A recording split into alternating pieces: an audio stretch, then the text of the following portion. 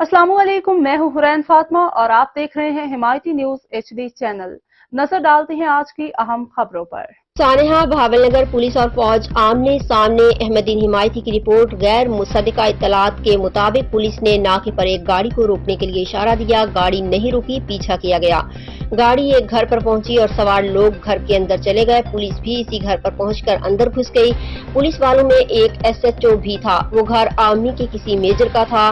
घर में मौजूद खवातीन और दीगर लोगों ने पुलिस वालों को घर पर ही यरगमाल बना लिया और दूसरे थाने में FIR कटवाकर मुतल्लिका थाने के SHO के हवाले SHO समेत 2 जवानों को हवालात में बंद करवा दिया। मुतल्लिका थाने के SHO ने पेटी भाई को फेवर देते हुए रिलीज कर दिया। ये खबर जब मेजर को पता चली तो उसने आर्मी की भारी नफरी के साथ दोनों थानों के अमला को यरगमाल बनाकर दोनों SHOs की अच्छी खासी ठुकाई लगवाई और फिर अस्पताल ले जाकर भी ठुकाई लगाई गई। बहावलनगर पुलिस के मुताबिक 7 से 8 डालों में पाक आर्मी के 35 से 40 जवान थाना A डिवीजन आए।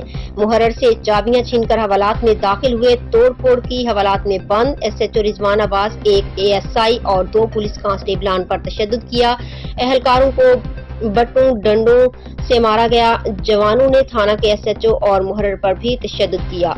सरकारी CCTV की तोड़ फोड़ की और DVR साथ ले गए। इसके बाद जवान डिस्ट्रिक्ट हेडक्वार्टर अस्पताल गए जहां पुलिस खिदमत मरकज पर तैनात पुलिस मुलाजिमीन पर भी तशद्दुद किया गया और डॉक्टर साजिद को वहां से जो उनके अपने साथ ले गए।